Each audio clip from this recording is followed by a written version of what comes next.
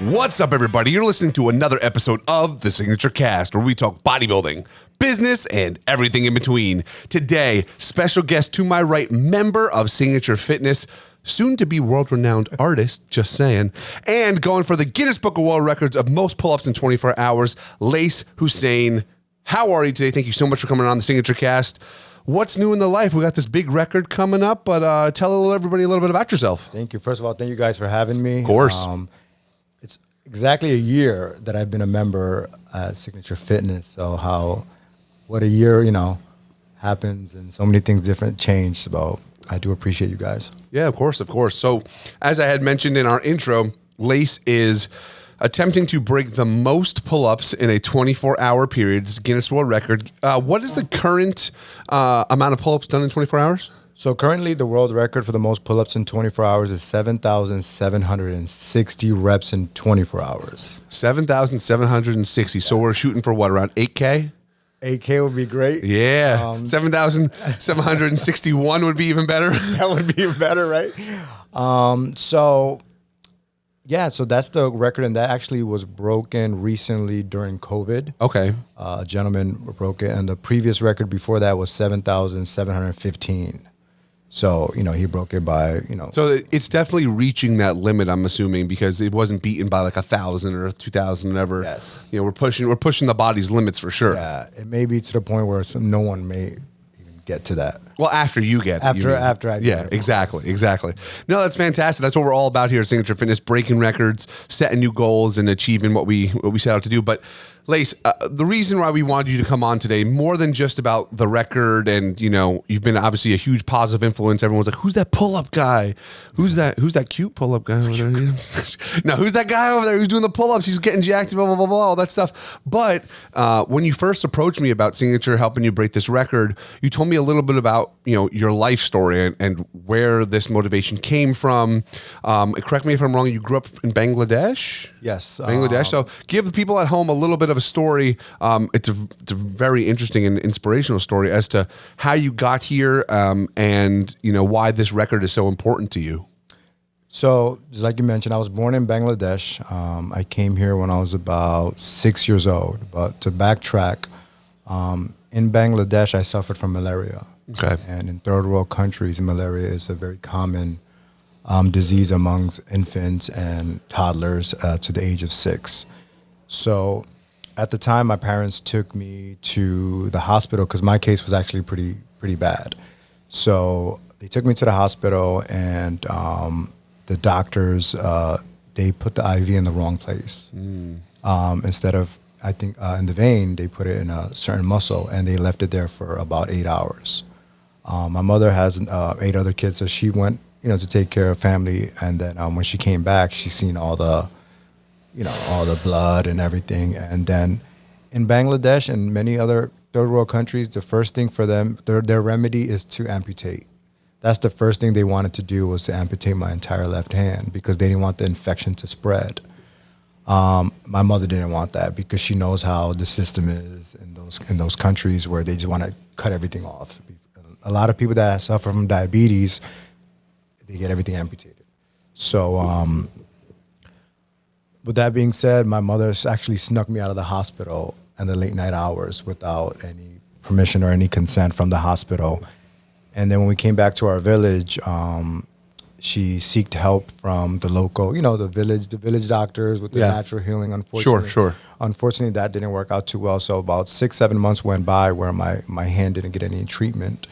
And as time went on, the hand just started to the muscles just started to contract, and the whole hand just got, I have a picture when I was very, very young where you could see my whole hand just kind of I don't want to say deformed, because that's such a, tough word. But just like moving in directions it shouldn't. Sure. Exactly. And then it just stayed there for a while. And we still were in Bangladesh, and we have an uncle that lived in Texas at the time, and he did all the paperwork and everything to get me, my mother, and my parents to the United States so we could get treatment on the hand. And then we found a hospital in New York at the time, because this was early 80s, early to mid 80s. We found a hospital in New York, and they did a skin graft. So pretty much they took skin from my lower stomach, not my booty, Because that's the first thing people think about. Did they take it from your butt? Nah, they left the butt, no marks. It's from my lower stomach, and then they just took off the infected and the skin that was not, suitable for movement, and they just put the skin graft. They put it on. Sure. So that happened at the age of 6, and it was very, very swollen. It was a big. You could just see a big chunk of skin just slapped right on my hand. Sure. And then growing up, I wasn't able to make a complete fist, a full fist. And then it took me years to figure out how, with physical therapy and home exercise, to learn how to even make a simple fist. So now, so my first question is, so once you came here from Bangladesh, you guys never returned back to Bangladesh. You lived in the U.S. from then on? Yes. Okay. Yeah, wow. That was probably a very, a big financial and just a tough burden for your family to get you. So everyone came over, you and your brother, or just you? I'm glad you mentioned that, because at first it was just me, my parents, and my sister. Okay. And I have eight siblings total, and then the other, they just stayed there, and they came 5 years later. Oh, wow. So it was little by little, we all started to trickle. We came to the United States. The American dream, right? Sure. The American dream. And now you're here, and we're going to break this record and, think about where you came from. It's very interesting. So for everyone at home, you can find Layes on Instagram. Layes, what's your Instagram? Layes_art. Layes_art. He's been putting a lot more about his story out there, a lot more about why he's doing what he's doing. It really is inspirational, and it's cool to see. I've seen the photos of your hand back in the day, and how much further you've come. And people don't understand how something as simple as just the movement in one of your hands can really affect your everyday life. And I'm sure even things as far as like your confidence as an individual and all those types of things. And when I tell you this guy's confident, like, I'm telling you, this guy's going to whoop this record. He's going to make waves in this industry, and he's really doing something pretty special. Just like you said, something simple as gripping, right? Sure. Growing up, it was tough because, basketball, you have to use your left and your right. I wasn't the best at that, so I was the last one to get picked. And it messes with your confidence. Yeah. You think you're not good enough, or you think you're not, I'm not tall enough, or, So then football, you have to catch sometimes with your left, and et cetera, et cetera. So I always felt a little left out, and not only just a sport part, but like growing up, I'm from Paterson, New Jersey originally. I lived there for 10 years. Kids could be mean. Oh yeah. Kids could be mean. Adults could be mean too, by the way. Kids could be really mean, and like a lot of the comments I would get was like, "Oh my God, what happened? Like, what happened to your hand? Did a dog bite you? Were you in a fire?" Or the ill, like the first thing they'll say ill before they even know the person. Yeah. And that could really mess with your your person, who you are. You think, am I ugly? Something's wrong with me? And I always was a shy kid growing up, because I came from a very conservative household. So then you throw the ill and the comments on my hand, that really like made me feel like, okay, Yeah, I'm the odd one out or whatever. And I don't use that as an excuse, you know what I mean? Because I know there's people in even worse situations that have even more worrisome to live with. My hand is my hand, right? Some people don't even notice it until they actually look. Yeah, I wouldn't have any clue until you had told me. And I was like, oh, no way. Like, it's not something... That's almost probably makes it even more interesting and probably even harder for you. I know this sounds horrible, but if they had cut your hand off, it's right away someone notices. But for you, this is something you've dealt with your whole life, and until you actually just tell someone, they would have absolutely no idea. A few years ago, I was on vacation in Thailand, and just going back to even adults and social media nowadays, right? Sure. It was a festival, and I got a little fake tattoo, and I just had my hand going like this, and I posted the tattoo.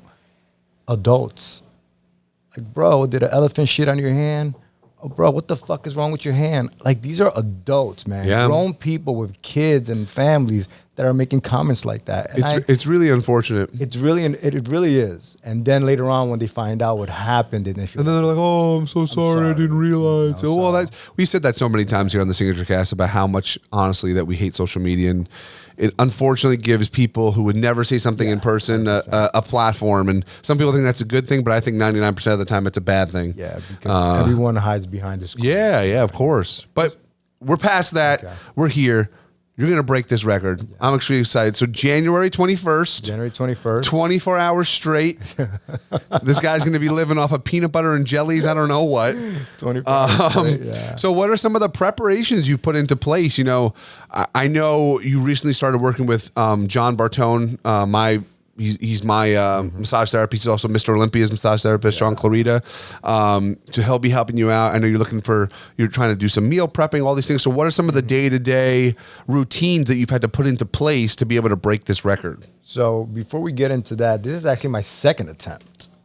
Oh my God, you're so right. My second attempt. So this is your well, you know what? This is the most important attempt because we're going to get it this time. So just to go back a little bit of how I prepared before and to now. So back in 2019, so let's just go back to why am I doing a pull-up? Why are you doing a pull-up? Of all things. Right, of all things, right? You could do so many things. So I remember growing up, I would go to the gym and I would watch this one guy who became my friend and then a roommate later on in my life. He did this perfect pull-up. And you see a lot of people doing pull-ups. They rock themselves, they shape themselves, but this guy did this perfect form, body was symmetrical. It was just beautiful. And I said, man, that is such a beautiful workout. I want to learn how to do that. But unfortunately at the time, my grip on my left hand wasn't that great. So then I just started practicing. I would do one at a time, some push-ups in between, go back to do one at a time. Because I wasn't trying to do 10 at a time without that form. Because I'm all about form, right? So then every summer, me and a buddy of mine, we would do like these little challenges. Hey, let's do 100 pull-ups a day for 30 days. And then we started doing 100 a day for 30 days. And then the last day, we would do 1,000. And it would feel so good, right? We thought 1,000 was like... We're the best in the world. Yeah, 1,000 right now is like a breakfast because I've been training so much for it. Sure. It's not as hard as it used to be. So I would do this with my friend for about 3 years in a row. And then one day... I said, I wonder what the world record is. And everyone knows David Goggins as the world record holder. The first thing people say to me, oh, you're going to break David Goggins' record. And I tell them with all due respect, he was broken a few times, but David Goggins is the most famous one. Sure, Joe Rogan and all that, all the social media presence that he has. So few other people, David Goggins broke the record at 4,000. Right now it's at 7,700 plus, right? So don't you wish you broke it then? It took him three tries. 3 attempts, wow. 3 attempts to break it. Because the funny thing is right now you could cakewalk through his Guinness World Record. 4,000, even 5,000. I'm pretty solid. Yeah. If I wanted to, and that's not being cocky. That's just being you've tested yourself and all that stuff. Yeah. So back in 2019, so the Guinness book has a process. It's a lengthy process, and it could get very expensive, as we know. As we found out, yes. We could share that if we want to. So you do the paperwork, you submit the paperwork. They take weeks to write back, and once they accept your proposal, then you just get at it. So in 2019, I did not understand what a 24-hour challenge is, right? I thought by doing 500 pull-ups a day, you're good, right? Yeah. Once you hit, I'll just bust out 7,000, sure. So in 2019, I started training in March, and the event was in October. So you're looking at about 7 months of training. But I didn't train my bicep. I didn't train my forearms. I didn't train my grip strength. I just thought you're just doing pull-ups. I was just doing 500 pull-ups, put some vest on. I thought I was the shit. I was like, I got this, right? No test runs, no. How many times I did a 10-hour test run here, right? Oh. And I'm doing another one this Saturday. No test runs at all? This was because I was you were super confident. I was clueless. Clueless. So the day of the challenge, I tried to steamroll through it, and I just burned myself out. I got to 2,350, and it was my body, my soul was out of my body. I could not make a fist, a bicep curl because your arms were just shot. Arms were just done. The bicep was just on the verge of like tearing, probably. Done. Yeah. A gentleman actually just tried the record back in May, and he got to 2,300 and he tore his bicep. He tore his bicep. Why? He just tried to break it as fast as possible. Well, and not just that. Not to interrupt, but your form is so important. Yeah. You know, even if your hand is out 6 inches further than it should be, you're using different muscle groups now. You know, you're using more bicep or more back instead of being in this perfect position that you need to be in. Yeah. And it's not a sprint. It's a marathon, yeah. Right? So back in 2019, I was doing 20 a clip, 15 a clip, 20 a clip, 10 a clip, 18. And then you just start seeing that numbers going down and down and down. So now I'm just going to keep a pace of 6 every minute on the minute with maybe a 5-minute break after every hour, because you don't want to take a long break. You don't want to take a long break because then your body will definitely your body will think of it as a rest period instead of just a bridge. good night. Sure. Like one day I did 10 hours here, and then I had 100 left to reach like 3,000 or so, something like that. And I said, you know what, let me just go home. I'll do the 100 at home. I got a pull-up bar at home and do some grocery shopping. Nope. Let the dogs out because I have 2 dogs I got to take care of when I get home. So when I got home, I could not, for the life of me, do one. So I've been there, you know, like, as you know, I recently became a professional arm wrestler. So we'll have, 3-4 hour practices. Yeah. And it's one of those things, if you're in the practice and you can keep going for 2-3 hours.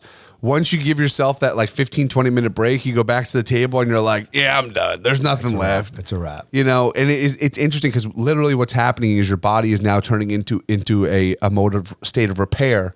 You know, so it realizes it needs to be at rest. It brings your heart rate down. It brings everything back down and starts putting all these new functions into place to restore your glycogen in your muscles and all that type of stuff. So it's going to be interesting for you because, as we had mentioned, you're going to have John will hopefully be there for a few periods during the 24 hours.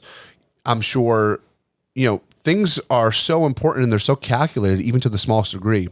You know, we don't want you eating something that's going to make you run to the bathroom too often.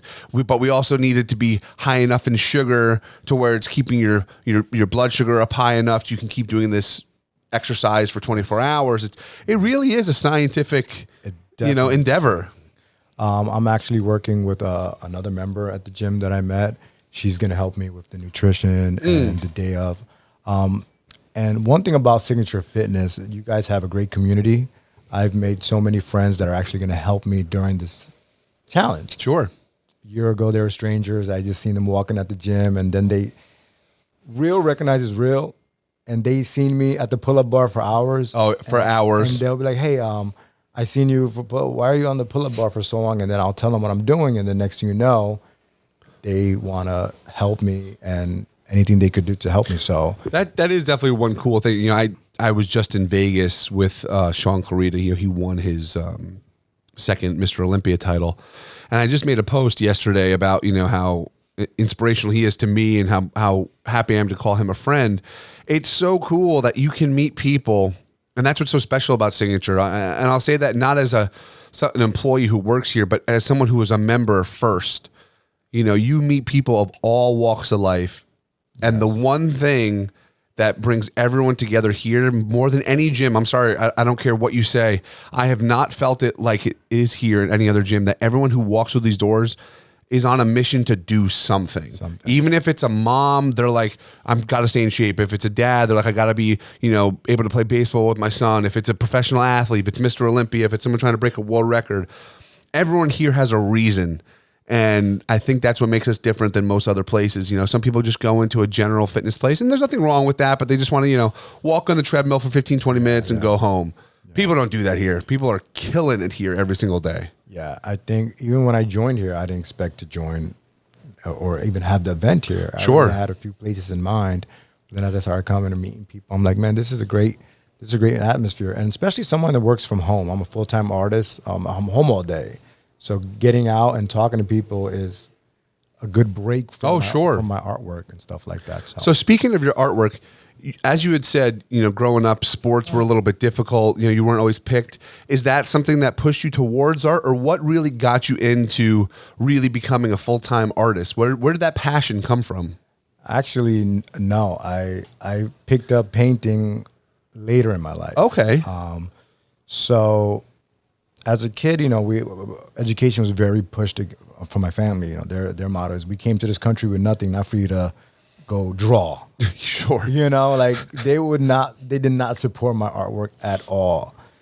So I would always doodle and sketch growing up, you know, nothing crazy. But people always would react, man, that's really good. I didn't really think much of it. And then in college, I came across a gentleman I used to work with, and he showed me some of his artwork. And I was just blown away. I was like, man, I think I could do this. But inside, I didn't. You didn't? Yeah, sure. I didn't tell him. I said, I think I could do this. Then I went to another friend's house, and his girlfriend's father was painting, and I was just mesmerized. Just watching him paint. And once again, I said inside of myself, I think I could do this. But of course, I didn't really push it because, you know, I was going to college to be a high school literature teacher. Don't ask me why or what, whatever. But, you know, it just happened. So once I became a teacher, I just knew it wasn't my passion. And this is nothing against teachers. I think they're great and they're very underpaid. You know what I mean? I think we should, you know, because I know what it takes to be a teacher, especially English, math, science, all this stuff that goes behind it. But it just wasn't me. Like I clocked in one day and I said, I can't do this for 30 years. Yeah. And so I knew painting was one thing I would do as a hobby at the time.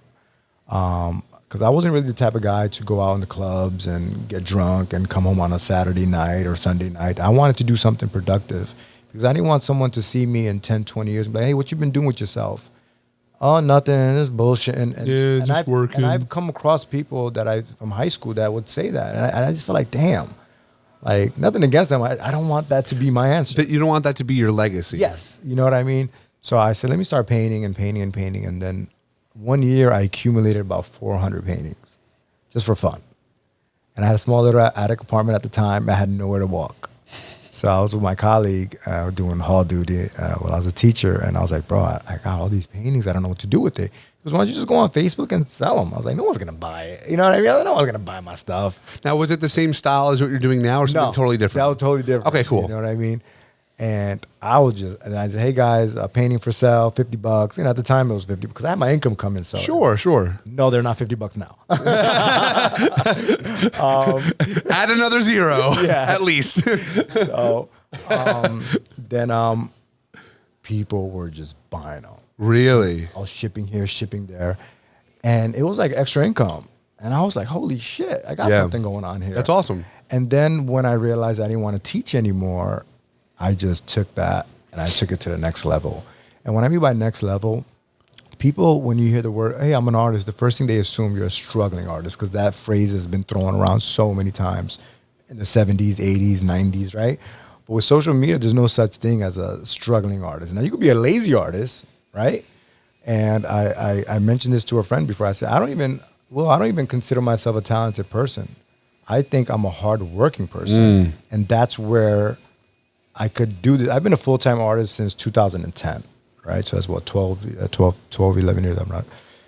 And I would wake up in the morning, have my cup of coffee, and I would start painting, then go to the gym, come home, painting. And I'm able to make 400 or 500 paintings a year based with that structure. Sure. Because you can't get comfortable. Oh, I just sold a painting. I'm going to relax now. No, you got it. Well, and it's a process. Like you just said, you know, they're not 50 anymore. They're 500. Yes. Then hopefully then they're 5,000. Then they're 50,000, whatever it may be. And as you progress as an artist and you gain more notoriety with all of your paintings and things you do in your life, I'm sure that 500 might become 50. Yeah. You know, maybe 5-10 years from now. And each one of those will be worth more. Yes. But that doesn't mean you're still putting the work in because also 500 paintings a year, 50 paintings a year will probably take the same amount of time because they're going to be much more detailed and all those types of things. Sure. And with my artwork, I'm glad you mentioned that. I have 3 different styles. I have the very, very detailed work, which goes in the, thousands. Sure. Then I have not so detailed, which is in the mid range. And then some people, they just want, they want a piece of your art. Yes. Sure. Like a flash piece or whatever. That's what's been keeping my artwork afloat.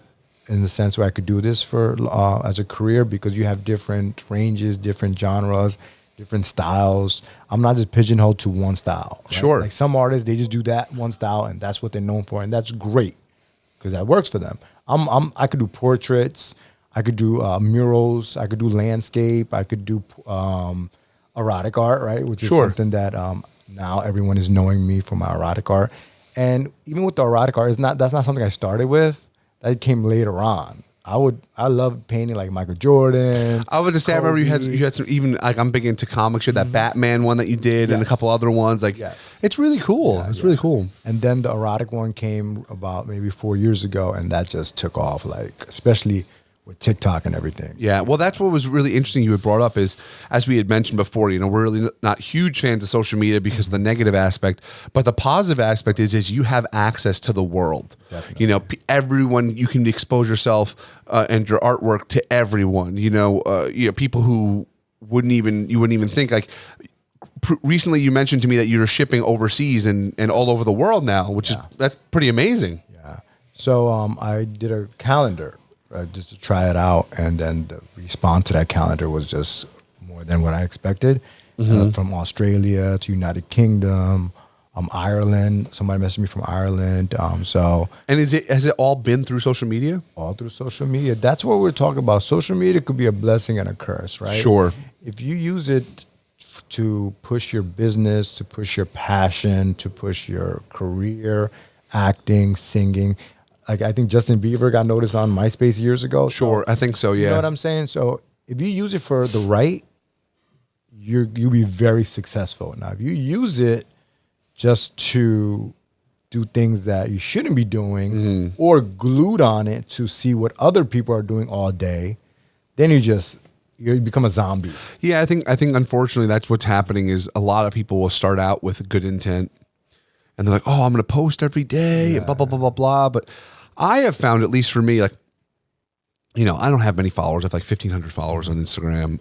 But the thing that I appreciate about them is that I post very rarely. But when I do, I have people who will reach out to me outside of Instagram. They'll shoot me a text message. They'll give me a phone call. Hey, how you been? Blah, blah, blah, blah, blah. Because it's people who I actually know. Correct. And, or who have a genuine interest in what I'm doing. Yeah. We so many people get so caught up in, oh, well, I have this many followers and these people liked it and blah, blah, blah. Yeah. It doesn't matter in real life. Connections like this are the most important thing. Like, now I know that, when I get married, I'm gonna be like, Layes, let's sit down, let's get a portrait done, or can you come, video or photography for my wedding, or what? Side note, another thing this guy does, he's an up and coming videographer, photographer. It's coming. You did a great job. Thank you so much for the arm wrestling video. That was awesome. Thank you. Because I'm trying to also venture out in other different forms of creativity. Since I've been painting for 12 years, I'm starting to I want to try different things. Yeah, you know what I mean? Because you want to get out, meet people, and as you get older, your body doesn't want to stand up for 12 hours straight. You know what I'm saying? I was thinking you might need to get yourself a nice comfy chair. I know. So when it comes to creativity, I have my own clothing line with the splashes of paint all over it. I think a lot of people know me here because I'm always the guy covered with in the paint, pants, right? Or something. Yeah. So people are like, hey, where do you get those pants from? I'm like, oh, I made it. Next, they follow me on Instagram, they buy painting. One thing about coming out and meeting people, I've met many customers here. I have about 7 people bought my paintings and some bought my T-shirts and whatnot. So, that's another good thing about getting out and meeting people. Because by you being home, social media will do so much. You definitely want to get out and meet people. No, for sure. Someone I want you to meet, actually, and I'm hoping to get him onto our podcast, is Dr. Gilbert. He was one of my professors. He's at Montclair State. And what he does is exactly what we're doing right now. He's been doing it for, I think, almost 20 years. He interviews Guinness World Record holders or people attempting to break them. And what I'm going to give you is a little bit of advice that he gave me that helped me honestly change my life. And I won't tell the whole story because I've told it maybe 5-6 times on this podcast, but he gave us the formula for life. And it's, long story short, you have the ability to do whatever you want. You need to implement a strategy. And then you have to you have the ability to do whatever you want. You have to pick a strategy, get off your ass and do it. And then you're going to get a result. Yes. But whether that result is positive or negative has nothing to do with your ability, but everyone thinks it does. What it really is the strategy. And that's what he has found with interviewing all these people is sometimes they'll go to attempt one of these Guinness World Records and they'll fail, and a lot of times they'll look right back at themselves. Well, I'm not strong enough, I'm not fast enough, and I'm not this enough. Yeah. But really, the most successful ones will look at the strategy, like, well, what worked this time? Just like you did, you realize that maybe it's a little bit more serious than I thought, and they implement a new strategy, and then they get a better result. They get a positive result. And the first time I heard this, I went to the gym. I added 100 pounds to my squat. It was this whole motivational thing. But I'm really hoping to get him in. We could sit down together because he's interviewed, I think, a few hundred Guinness World Record holders. and he definitely pushed some advice onto you, when you're going to break this big goal. Well, like what you just said right there, you got to have a strategy, right? You gotta have a plan. When some of the members here, when I tell them, I've been here since 8 a.m. and it's like 4 o'clock, they're like, "What the? You crazy, man!" Bah, bah, bah, bah. So I try to tell them, like, you do understand? I'm trying to break a world record that's 24 hours. By being at the gym for 2 hours is not gonna. No. And I think some, and this is no disrespect, some people just don't understand They don't get it. the magnitude of a 24-hour pull-up. Sure. Right? And then you hear the jokes, he must not be married, or he must not have kids, all that stuff, right? Because they think, those are things that will stop you. And like from eating right, to stretching, to, not just doing pull-ups, doing bicep curls, forearm curls. So far, I started retraining myself for this world record attempt in March of 2021. Till now, I have I write everything down. I have over 115,000 reps of pull-ups. Wow. And this is not including the bicep curls or the forearm curls. I started that in October of 2021. And it's a lot. It's a lot. People don't understand. And even, for example, I don't do as much as lower body anymore. Mm-hmm. And I got some jokes like, "What happened to your ass? What happened to your booty? You got a pancake booty." I tell them it's for a reason. Yeah, we don't need the weight there right now. It's for a reason. I love doing I'm sure you would love to do legs right now. Oh, I'm dying, bro. I can't wait to January 23rd. You're going to see me here January 23rd. Just legs for 6 weeks straight. Right? So, because I don't want to put much weight on my lower body, because then there's going to be more weight to push. Because you are literally doing, what's really interesting about this is a lot of the times when people try to do something physical, whether it's a world record or something that they're trying to attempt, a bodybuilding competition, powerlifting, strongman, whatever it is, they need to be strong everywhere. Yeah. But you are in what we would call a hyper-focused, super selective motion you're doing, where it's literally we need a strong back, grip, forearms, biceps, and that's basically it. We just need everything in that posterior chain to be strong. Mm-hmm. And honestly, we want your legs to be just dead and hanging. Dead. We want as little muscle there as possible. It's really, and you're becoming a super specified athlete. I always bring up an example for someone. If you've seen people do these record dives underwater, right? They're training specifically for one thing. They're holding their breath. They want lean body mass, and they just want to be able to sink to the bottom. They're not worrying about anything else, and you're in the exact same mode, which is really cool. When these guys come up to you in the gym, I sometimes even I laugh. We got a lot of characters, and like, yeah, man, I could do like 1,000 pull-ups right now. Oh, like, I heard that in the bathroom. sure, yeah. Guys in the bathroom were saying that. Because they break this. Yeah, right. Because they probably see the post and like, I could totally break that record. They probably see me, this guy. Yeah, look at this skinny guy here. He ain't gonna break no record. And going back to what you're saying about like different things you got to work on, something I've really had to focus on is my calluses. Like on your hands to protect them, to make sure they don't rip. A few weeks ago, they were all like torn up, and that day, John told me I got to make sure I protect them because the day of they rip, you're done. Your pull-up. Oh yeah, you're done. That pain. I don't know if you've ever totally ripped one. Oh yeah. So one day I came here on a Saturday and my goal was to do 2,000. I got to 400. I couldn't. And they were done. They were done. So I took 10 days off from the bar just to let them heal, and they're pretty good now. You know what I mean? So. And you are wearing gloves during this attempt, or no? So I've been trying different forms of gloves, or the one that's working for me right now is like the sticky wad. It sticks. Oh, like the tape. It's like a tape, yeah. But it's form of. It's like a Kinesi tape, and it just goes on your hand. Sure. That with some more taping on the at the pads of your hand. Yes. So that's been working. I'm able to get a 2,000-3,000 with that without any tears. Once again, that's 2-3 hours. Yeah, and we don't really know until you get into that deep end. Yes. Because even too much chalk could be bad for you. Sure. Right? Sure. So you got to know how much chalk. It's literally like, is your skin too dry? Is it too moist? Is you putting too much pressure? Not enough pressure? It's very in depth. If you pull this sticky tape out, will the skin underneath come with it, or? Is it one of those, like when you peel the Band-Aid off, are you just exposing too much raw skin? Should you just put more on top of it? And now if you put more on top, now you make the grip of the pull-up bar a little bit thicker. a little bit thicker. You know what I'm saying?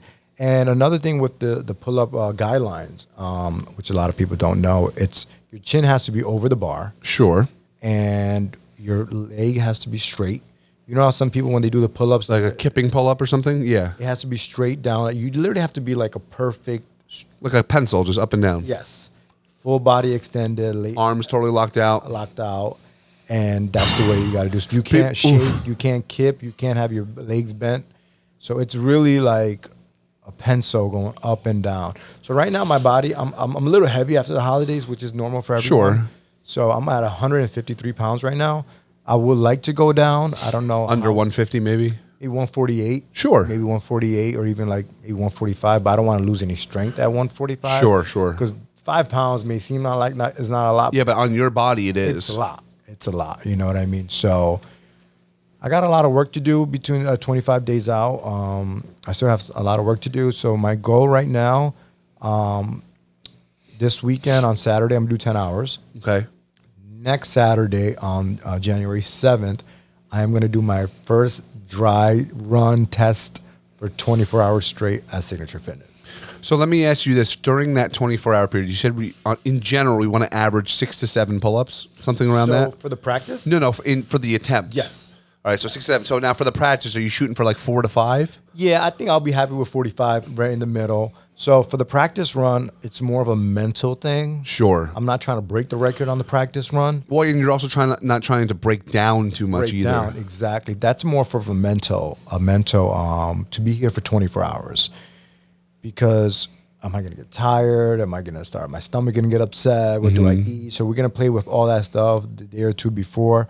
So I'm going to get here, let's say like around 10 o'clock. I'm going to drop my dogs off to my friend's house. She's going to watch them for 24 hours for that day or that weekend. And then I'm going to come here and I'm just going to probably do 3 every minute on the minute versus the 6. You know what I'm saying? Because I don't want to like. No, I think I think that's a great way to look at it. Because if you can withstand the 24-hour period and put your body through that process, now it understands. Yes. And now instead of doing like if you did 12 hours, let's say, and you did 6 on the minute, right? You don't know what that next 12 hours is going to be like. But this is like, okay, I did it. I did 3 to 4 every single minute. Now I just need to crank up the intensity a little bit. Yes. And I know what this 24 hours will feel. Because you have to even think of things like, when am I going to take caffeine throughout the day? Yeah. When am I going to take my breaks? When am I going to go to the bathroom? When am I going to eat my meals, as you mentioned? how much drinking a whole one of these, like this is 2-3 pounds. Yeah. How much water are you drinking? How many times you have to run to the bathroom? Like, makes a big difference. And that day, back to the members of the Signature Fitness. So a bunch of guys are going to join me throughout the day. So I was just telling a couple of guys, hey, you want to join me for an hour? Like, sure. So I'm putting time slots in. So if you want That's to all. join, Yeah, okay. Yeah, sure. We get you. All right. So here it is. I'll do 1 every minute, and you do the other 4. So a lot of the members are going to join me that day. And if you're watching, you want to join, just send me a text or send Will a text, and we get you out here. So it's a 24-hour period. I'm just going to test myself out. I may stop doing pull-ups maybe at 12 midnight, maybe just do 1 every hour. I don't know yet. I really don't know yet. I can't sit here and say I'm going to do this, but I'm going to keep on going as much as I can, of course. But I am going to be here for 24 hours. Wide well, and I think that would be the best thing. If you can... So I don't have the math on top of my head, but if you did like 4 every minute on the minute for 24 hours, you're a little bit over half, right? Yeah. Of the record. I think that would be a great place for you to be at, especially because at some point you should calculate in that like, what do you think on like 2 or 3 15-minute breaks or something like that? Yeah. Even 15 minutes could be too long. Like even if it's 10 minutes or 5 minutes, just enough. Actually, 15 probably, as we mentioned, you might start to bring your body down too far. Yeah. But 5 minutes, 10 minutes, run to the bathroom, eat something, go back on the bar. It's going to be intense. The most I've done here in 10 hours, I was able to get 3,050. 3,050.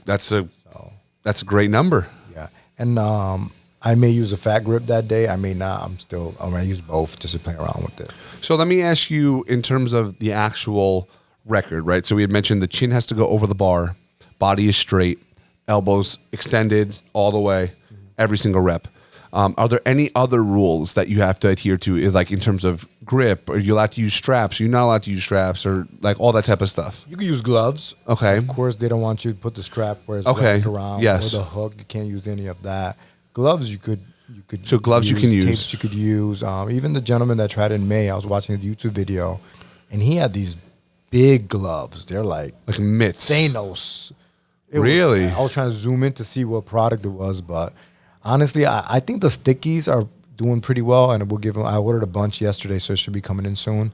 So we should give that a try. That's fantastic. I'm really excited for you, Layes. I am too. And we could talk about like how we're trying to get the Guinness Book judges out here. Actually, that's a great point to segue to. You know, I think Layes approached me. Let's say.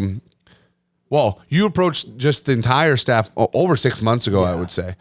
Yeah. And you're like, my name is Layes. I'm trying to break this world record. Blah blah blah blah blah. And not that we didn't take it seriously at first, but you have to realize when someone says I'm trying to break a world record, it's like, whatever, buddy. Keep walking, right? Yeah. But then you really took it professionally, and you gave us a breakdown and everything like that. And it was really interesting to find out, even you had found out with other people who've broken the record that they've spent almost $100,000 trying to break this record in terms of promotion and all of that type of stuff with their social media and all that thing. But it is a little crazy, when you start to break down, and in reality, Guinness is a business. Yes. It is a business, and, they're in the business of breaking records, but they want to, document it and make sure that it was done the right way. I think we're doing the right thing, though, by doing it ourselves. Yeah. So just to give the audience a background. So you have two ways you could handle to get this verified. One is to hire the actual Guinness Book of World Record judges to come out and watch you. The other one, you get your own judges. They have all their rules and guidelines that you got to follow, and they watch you. At the end of the day, the recording, the video is everything. You need. If you do your own recording, you got to have 2 separate videos. One like probably on top of the bar so you can see your chin go up and right. One is like the whole thing with the timer because they want to make sure everything kind of connects. And lines up, yeah. Like you mentioned, they are a business and they are very hefty when it comes to having their crew come down. And this is nothing against them, of course, but they will charge you for everything. Yeah. Well, I think the biggest difference that I found is let's say I was trying to break the record for most Oreos eaten in a minute or something like that, right? And the judges come down, they come, you're going to attempt it once or twice in like an hour period, and that's it. That's it. And they're there and they present you with the plaque and the whole shindig, right? Mm-hmm. But for you, I think it's kind of a bummer when you find out that, well, they're not going to sit there for 24. I mean, it's understandable though. They're not going to. They were going to send 2 people. I thought they would send 2 or 3 people, and then they each take a couple hours, like maybe 8 or 9 hour shift, whatever it may be. But for them to just come for the last 2 hours, it really just makes the most sense of, even for yourself, wouldn't you rather be surrounded with your friends, people who are there for you, than and at the end, some last guy comes in and it's like this strenuous moment, rather than now you're like, no, I got this person, I'm starting with this person, I'm finishing with this person, we're going to rock and roll. Just to give the audience a number, the gentleman that tried it in May, his sponsor paid $60,000, and he did not break the record. But for him, the notoriety, sure, it was worth it. They did a social media post on him. If you put Guinness Book World Record, his name pops up, and he didn't even break the record.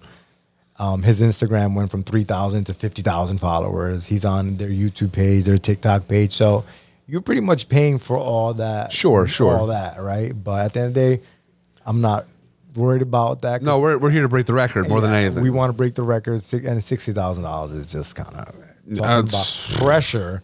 Talking about pressure, right? Yeah. Yeah. So. Well, let me ask you this. We've talked about this a couple times off camera. When you break this record, what's it going to feel like for you? Is it going to be a weight that's finally lifted off your shoulders, or is it something you don't want to think about yet, or will you maybe stop doing pull-ups for a while? I try not to think about it, because when I do think about it, I do get kind of a little emotional. Sure. I put a lot into this. Yeah, I put a lot. 2 years almost in March. I probably take a break from pull-ups for the next couple of days. But you know, the one reason I'm doing this is because I want to show people that we are capable of so much if we just put our minds to it, right? Mm-hmm. And you know, times have changed from 20 years to now, where like we feel sorry for ourselves and we want to throw the word depression and we want to throw all this like labeling all these things. I think if we just look in the mirror, like people ask me like, what motivates you so much? Like what motivates you to do this? Like you could be doing, honestly, well, the 2 years that I spent on doing pull-ups, if I would take that energy and do paintings, my bank account would be much better. Yeah. Right? But I sacrificed that. I sacrificed 10 hours a day, 6 hours a day, 5 hours a day.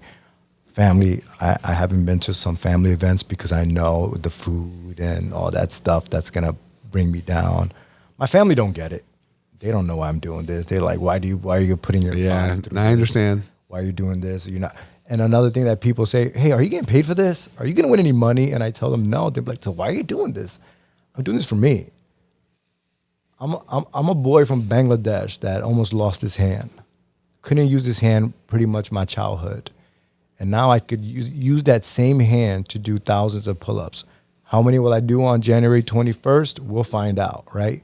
But I could confidently say I could do 3,000, 4,000 right now. Which or what people don't realize is you already are in the top 1%, if probably the top 0.5% of people in the world for what you're doing right now. It's not, I talk about this all the time on the podcast because I do relate. I haven't gone for a world record, but you know, when I competed in powerlifting and I get hurt and this, my mom and dad are like, why are you doing this? You know, whatever. You know, even my girlfriend, you know, just a lot of people that are just like, you what's the point? Like, what's the point?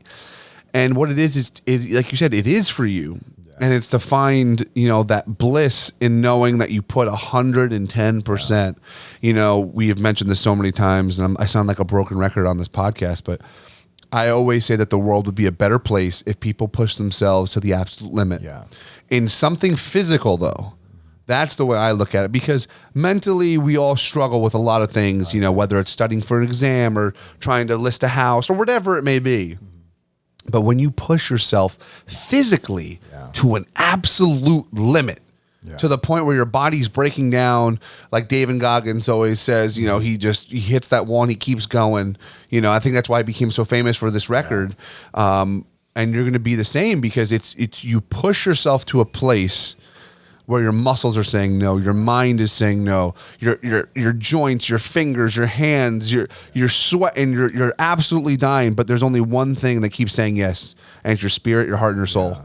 And if you can push through that, you become a different person, right? Different breed. Different breed. You don't act the same anymore. You walk into rooms differently. You got that swag. Yeah. You know, I tell people all the time, you know, I've done a couple things which I'm very proud of. One of them being a drum major at University of Massachusetts with the marching band. I led 400 people. And one thing that my professor at the time told me, he goes, Will, I'm not picking you because you're the best conductor. You're not the best marcher. You're one of the best of all these things. He goes, the only reason why I'm picking you is because when you walk into the room, people look and people want to listen because you carry yourself a specific way.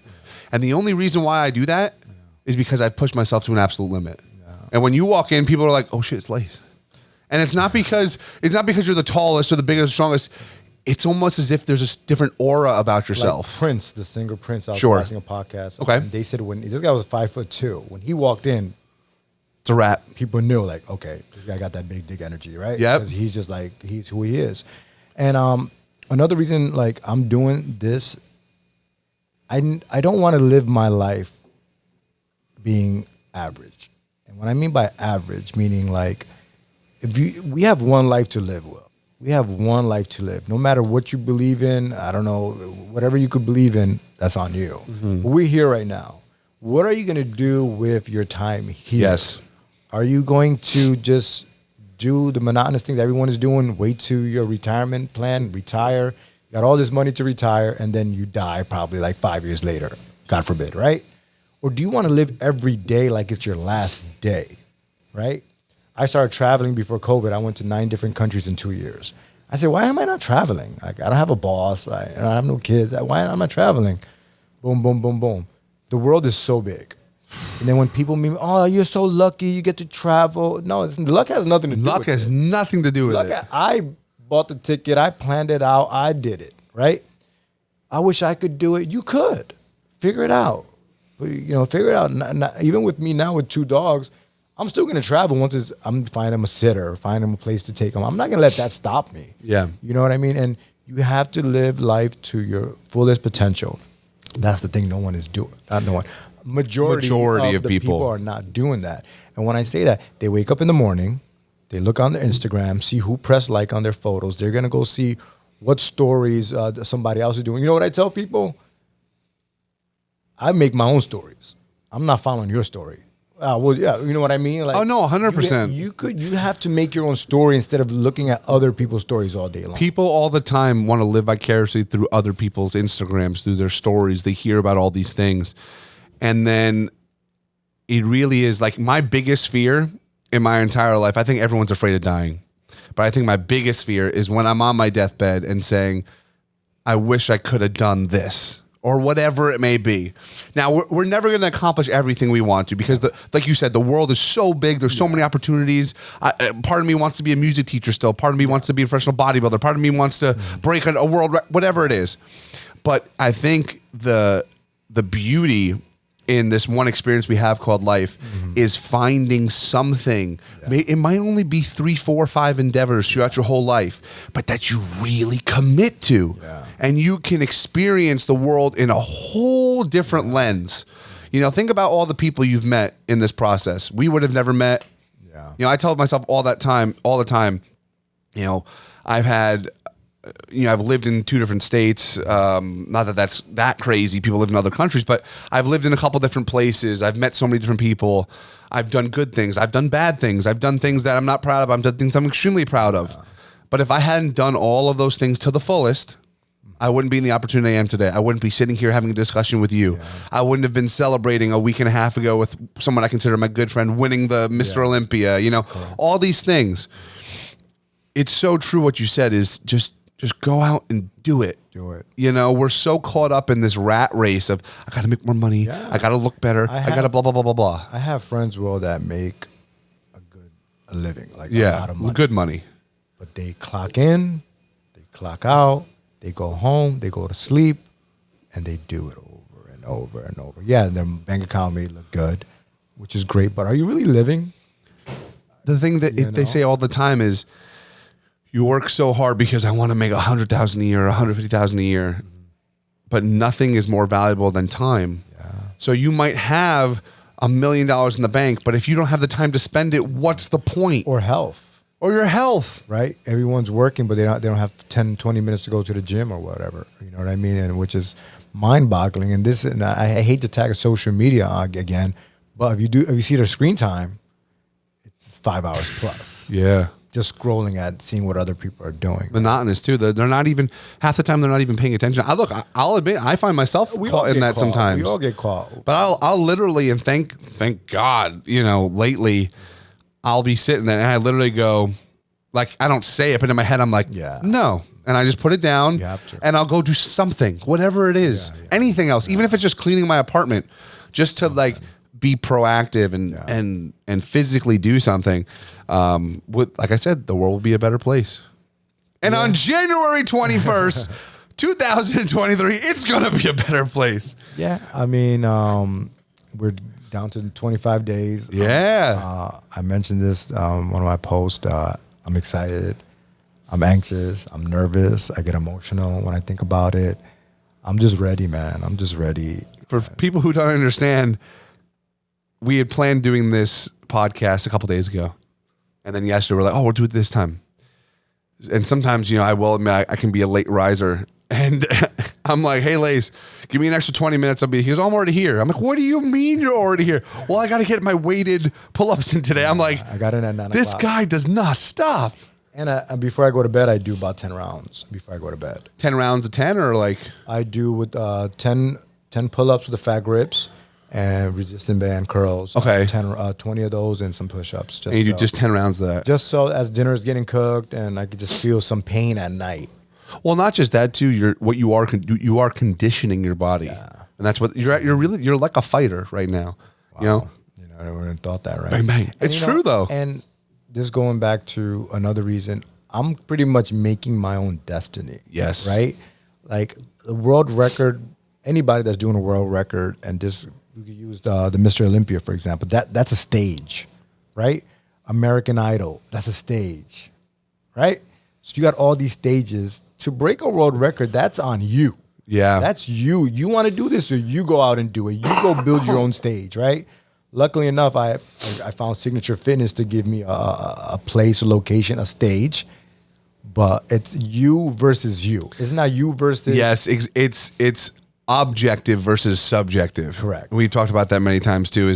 That's why I love strength sports. Yeah. Especially, I've always been drawn to individualized sports because once again, it's objective. Yes. There's no judge telling you didn't do it. You know what your pull-up has to look like. Correct. You know how many you have to do. Correct. You know what time period you have to do it in, and that's it. There's no one to be like, well, he didn't look good enough doing the pull. Yeah. No, I did the pull-ups. And I think if I were an athlete, I would be an individual sport athlete. Yeah. Like a boxer or a tennis player versus basketball or football. I think it's especially it's a mind state, and I know this is going to sound a little bit depressive.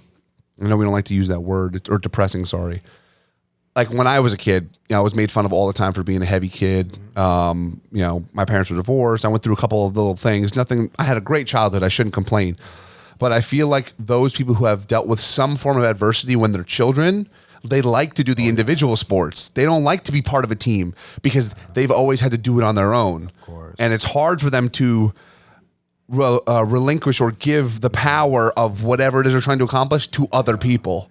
And it's you say that, and now if I look back to my childhood, I always felt alone. I always felt lonely. Yeah. And I'm not trying to put a sad story here. No, but I felt the same way. Because I came from a Bangladesh household that was very strict. Very, very strict. Like we couldn't even watch two people kissing on television. We had to change the channel or turn it off, right?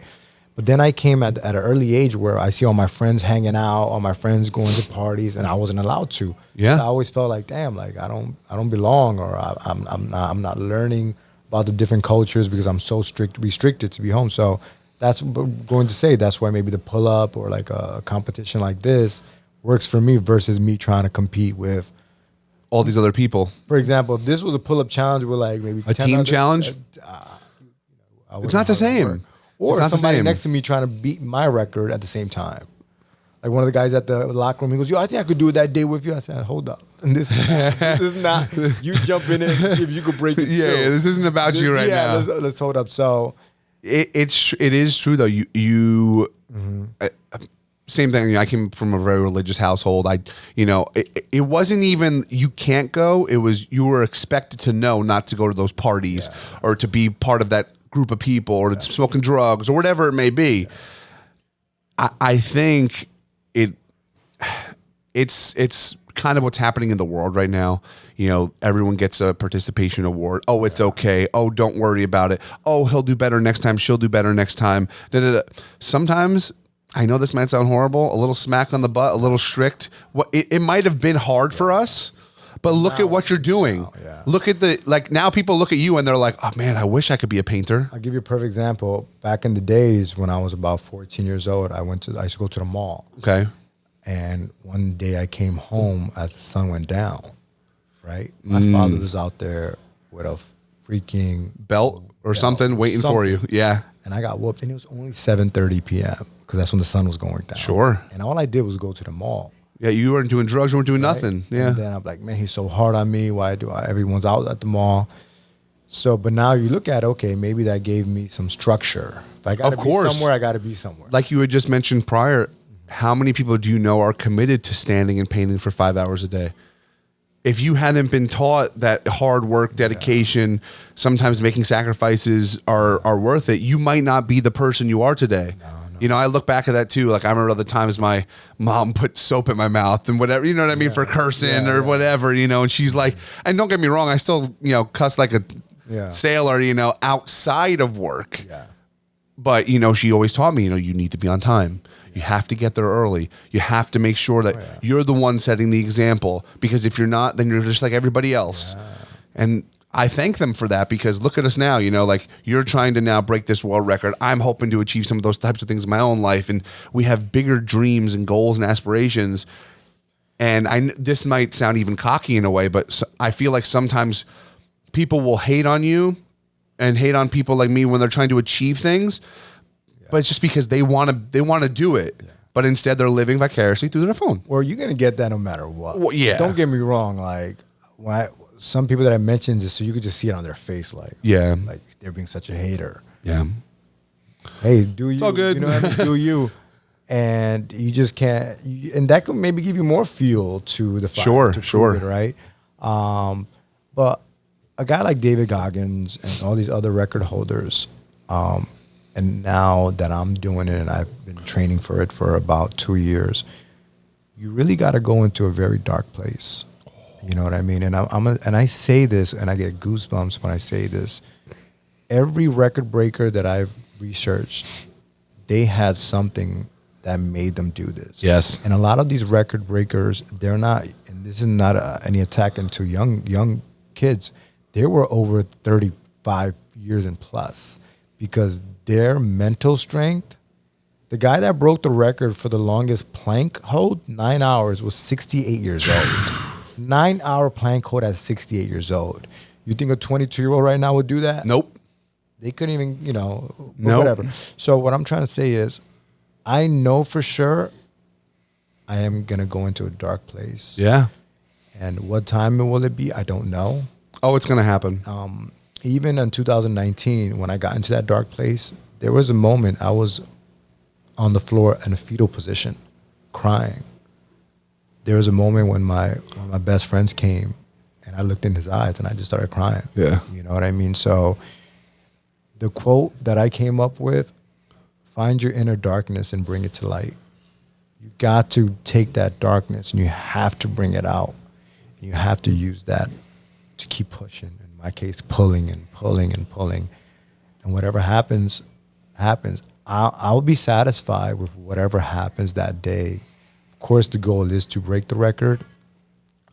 But as long as I gave everything I had to that day. Yes. And trust me, Will, there's times you're like, shit, I should have done some more reps. I should have done my core today. I should have done my lats today. But you get 24 hours in the day, right? And I'm still running an art business, and I'm a dog dad, right? I have to cook. I have to clean. I still got to do all those things. My customers are waiting for their paintings, blah, blah, blah, yada, yada, yada.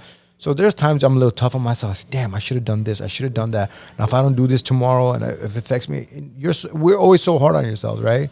Like the few people that I'm working with, especially the new coach I'm working with, she tells me, she goes, yo, you got to take it easy. I'm like, no, but like, yeah, you are your biggest critic for sure. I got 25 days left, you know what I mean? And then the holidays came, I put on 4 pounds, you know what I mean? Like, you're like, fuck, like now I got to somehow, and then the sauna's not working, you know what I mean? Like perfect time. Damn it, Warren. Yeah. So whatever the outcome happens, it happens. I just hope that people will see me on that bar and want to do something. And even in 2019, when that happened, I didn't work out the way I wanted to. I woke up that morning and I had messages from people all over the world. Because of you, I got up.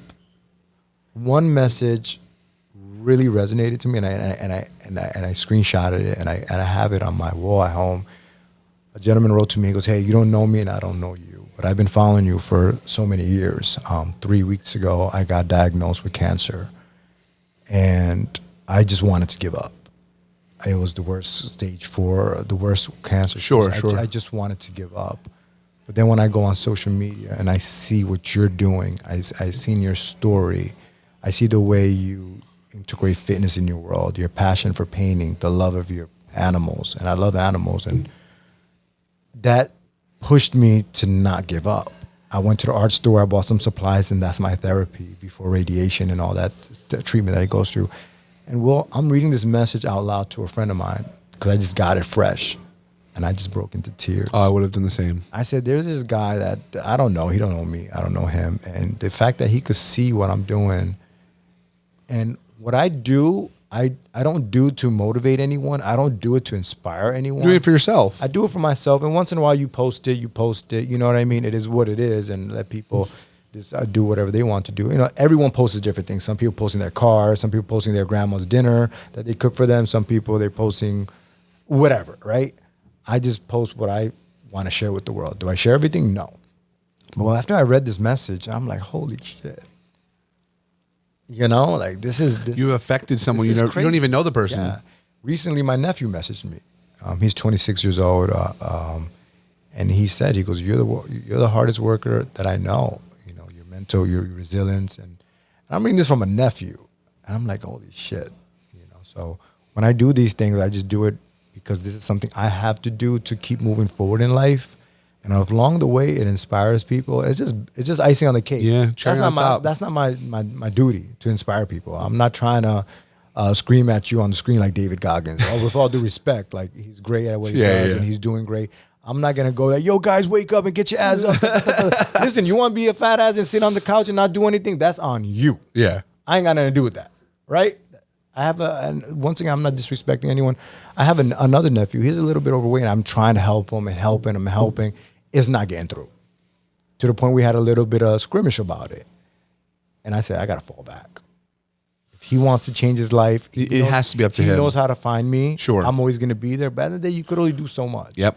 You know what I'm saying? So that's that. And also another important thing before we cut off, the day of the challenge, I would like to do a charity event to raise money for local animal shelter. Awesome. So fantastic. I'll be posting a link. I'm sure you guys could help me with that. Yeah. Because I'm not too familiar on how to do charity events. So the reason I decided to pick a local shelter because I have 2 dogs and I've had I have had pets before. And there's something so pure when you look at a dog, a cat, a bird, any animals. We bring them to the world, into our home, and they become a family member. Right? Sure. And they become so much more than a pet, emotional support, right? I never understood when people say, I got to go home my dog. I'm like, this girl's leaving me. This is some dog. Yeah, what the hell? But after being a dog dad of 2, I'm out of here. I'm like, I got to go. I got to go. Need me. So I would like to raise money and some awareness for local animal shelters so that we could love it. We could give back to them, because just to think of a dog or a cat like in a cage for 10 hours, 20 hours, it breaks my heart. And it's if tough. we could raise some money and then we could give some of that proceed, maybe buy some food for them, toys, something for them. Work with Petco or Chewy. I actually spoke to Chewy. They said once I'm ready to contact them and they'll let me know how to move forward. So if you guys are listening, a little anything will help. You know what I mean? That's $7 on a pre-workout. You know what I mean? $10 on a pet. That's it. We'll be fine. So that's that. And I just want to thank you guys. For doing this for me. And hopefully in 2023, once this record is done, we do some more stuff together. 100%. We got stuff planned. We got some stuff in the works. We got some stuff in the works, but we're taking one day at a time. And to everyone that's listening,